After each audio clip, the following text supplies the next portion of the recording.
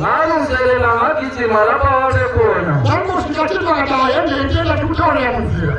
ngathi ngifike wathi asihambe ngizakutshela sisendleleni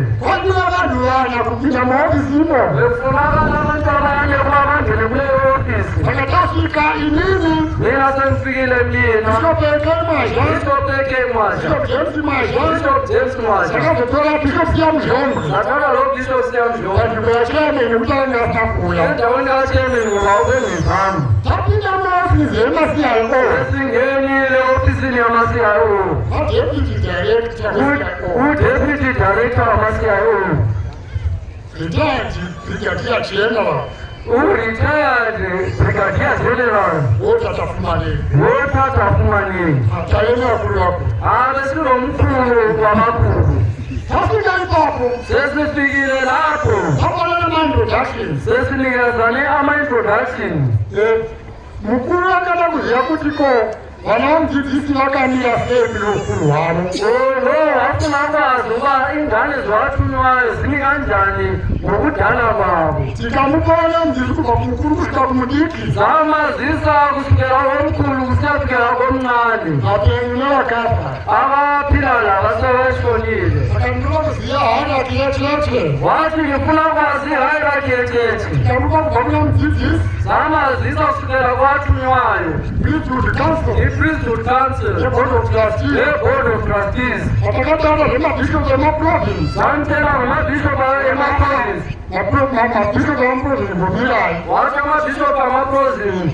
Man, what are you? Nakanda takuya mapepa, kwenda kuendelea haya, nanta photocopy. Nada ngithwele incwadi njengaleni ebengilifundelelo ngizea amakopi. Ngayithula kunoba amabhishophi ukuthi ivume 22. Ngenzele ukunikeza amabhishophi echivu mhla 22. Saka ndakapha nakanga ari muofisi mumokara yekubhanya yayi mwenye mupepa lakhe. Nganikeza laba babefuna kwazi le ndaba baseofisini omunye ngamunye ubana asifundele. Ma-CIO wakanga vari matatu. Ama-CIO ale matatu. President office wakatuma 1. President office lekuthunywa yedwa. Akawanikana ndakapa ujepa lakhe. Levani ngabanikeza omunye iphepha lakhe omunye iphepha lakhe. Umene mumangazierengera. Omunye namunye wasifundela. Apedza kuerenga. Eqeda ukufunda. Ndakativerenga sezvatanda kukuerengera ini. Ngasengibafundela njengalokho engikwenzile. Ndapedza kuerenga. Eqeda ukufunda. Ndakati comrade chef. Masasithi comrade chef. Sindagara pasi. Ngingakahlali phansi. Nginamashoko andifuna kuwedzera pasina tsamba yamaverenga ndakuerengera. Ngilamazwi endifuna kuwangeza kule ncwadi engilifundele yona. Ndakati taura hapa. Wathi khuluma. Ndamashoko andiri kutaura panapa. Wathi la mazwi engingakhuluma lana. Zirimayelana netsamba yataverenga iyi. Okumayelana le ncwadi esiyifundileyo. Handiko kutangako ngamashoko iwaya. Asikho okuqala ukuzwa la mazwi. Ziningo dzakawanda mudzidzisi asitaura nezveshoko iri. Sinaye amathuba amaningi wathi wayekhuluma ngamazwi lana. Asi nhasi atifanirwa kutaura neumbo hwevanhu vakawanda. Kepha manje ngifuna ukukhuluma ngabofakazi abaningi. Balakataurwa namudzidzisi tiri pamsangano wechilayo kumapembe. Owakhulunywa wathunywa semhlanganweni emapembe. 2020. Ngo-2020. Wakangapanye vanhu 25,000. Bekunabantu 25,000.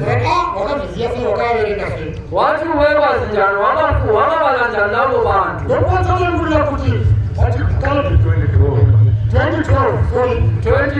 Akakwatana kuti 2012. Amazwi akhulunywa ngwathunywayo 2012. Ndakatiri pasi nairo. Wathi masisesiveni. Ndinoona vanhu vanopinda musentuari. Siyabala abantu mabengena esentuari. Kunenge mitsotso 10. Yave kule mizila 10. Saka vanhu vanopinda votanga vapfugama ipapo. Abantu vayangena vakalela ukubhuka lapho. Kune vanovaverenga. Kunavantu avavavalayo. Namarwanhu vese vanopinda imomo muchilayo vanoverengwa. Vonke abantu avangena esiveni bayabala. Ndokatinoona nhamba iyi. Yingo esifumana khona la namba. Ndikakupurirwa nemume wakanga aripo akanga atuma kune musangano wedu. Masengibhakazela nomunye wayetuwe kune musangano wedu. Ndakati atuma ndozva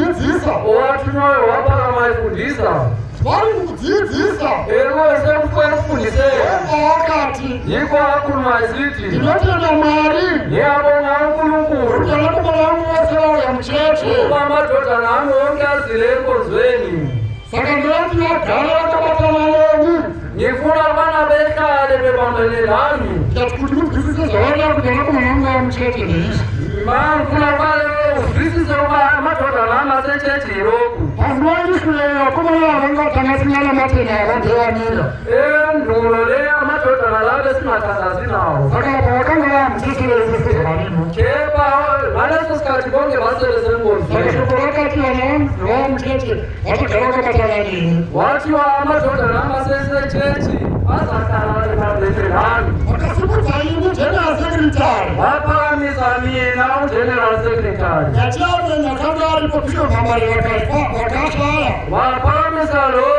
chairman wayekhona uBishop Mambari oswanishonayo. zvokudzidza chigara chakabatana namudzidzisi Ngoba yithi esasihlala silandelana nowathunywayo. vakati munoti kudini asho Wathiwa lithini ngalokhu. tikapinda kuti handisi ndozvatatamirira Sathi yikho owathunywayo besikumele. vakati amaita zvakanaka Wathiwa lenze okuhle. chivagarisai neukuru hwavo Ngibahlalise ngobukhulu babo. zvokuti vatavagarisa kuti vatavagarisa seukuru hwavo kuti bishopu ngoni mazha Bazobahlalisa ngobukhulu babo uqala uBishop Ngoni Mwasha. bishopu alfred kushamisa mazha Bishop Alfred Kushamisa Mwasha. bishopu james mazha Bishop James Mwasha.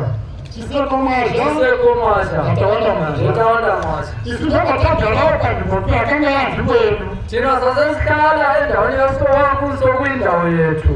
tagara pasi Sesihleli phansi. mudzidzisi akanyongedzera ndisunza bishopu alfred kushamisa mazha Othunywayo wasekhuluma kuBishop Kushamisa Mwasha. akati uze mukuru wenyu Wathi lo ngomkhulu wenu. vanhu vese vakamusira maoko Abantu bonke bashaya izandla. saka muone shoko iri rinamoni zvakurira zopinda muchetere zvino Wangasasithi leli lizwi lingabalisha kwabantu abangene enkonzweni manje. nokubva 2012 kusvikira zvino 2020 havana pavakataurwazve Ngoba kusukela ku-2012 kusiya ku-2020 azange kukhulunywe njalo. asi kwatiri isusu ishoko rakabvira kare tichiriziva Kepha kithi yilizwi esesilesikhathi silazi. uye kubva gore ra2012 Kusukela ku-2012 hapana chatinenge patete tisingafanya sei kubva kuna bishop eke mazha akula nto esiyenzayo enkonzweni kungela final say kaBishop AK Mwasha. tinemisangano yatinengeera tiitamisangano Sinemhlangano esinayo esenza noma semhlanganweni. kungavenye zvinonetse kumaprovinsi Kungaba le nkinga phakathi kwama-province. ini handina shoko randinovapo kana ndisina kupuwa shoko ribva kuna bishop eke Akula lutho engilibaphawu namanye alinikezwanga nguBishop AK Mwasha. nyambe ndiri pamusangano tichida kunonga munamato Noma semhlanganweni sifuna ukuhlela umthandazo. hatidedzere munamato ndisina kupuwa sei naeke mazha Asibizeli lo mthandazo singanikezwanga i-final say nguBishop AK Mwasha. saka ndiyo order kuti ndiye kuti tikafanira kupotorafu Ngakho yikho i-order of the day ezala ukuthi ebandela apostoli e-Afrika. ndinotagara pasi Ngasengihlala phansi.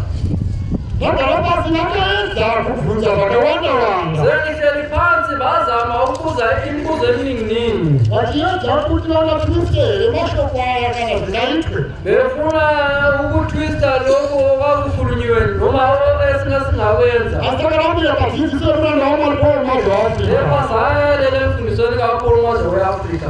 takapedza almost 2 to 3.5 hours Saqeda 3 noma 3.5 hours. vachibvunza nokubvunza yoza kubvunza kwemapurisa Bebuza liyazi ukubuza kwamaphoyisa. vese vakagutsikana vakabvunza vakewo chine chii chokutaura Babuzana vathi wena noke unomunye nawo okhuluma. mumwe nemumwe akabvunza vakati handisina bvunzo zvese zvapera Abanye bonke bathi azisela mbuzo sokuphelile. mukuru wavo akati Omkhulu wabo wasesithi maita zvakanaka yenze kuhle. zvamauya pano Ndibuye lana nemashoko ayo amazwi lana. uyezve Njalo ikala vatipai incwadi leli sinikeze yona. nemashoko ayuve pai Lamazwi akule ncwadi zvino zvakafanana nezvatakataurirwa nekuzvatakatuma musi wa19 March takataungana yafana namazwi esakathunywayo mhlaka 19 March ekuteni. maita zvakanaka yenze kuhle chakaita ngeichi okwenzakala yilokhu amweni akaenda papresident akanoipa vakataura zvisizvo abanye benu vaya kupresidenti vayakamba amanga saka ichazvinhu vachazofuna kune vanhu vauya kubva kwamajasi vataure nepesana zvatakabva nevakatamuva takatuma sina sesikuzwile lokhu sizopfa kupakona vazekomwasha vakhuluma kuhlukanela lokhu sebesikuthunyile vakati vafunela wekulu sathi babopeni bazelana vatoenda wathi wasebehambile zvakanaka sathi kulungile saka takazokuleedzai kuti uyai yiko silimelwile kwana izandla saka maita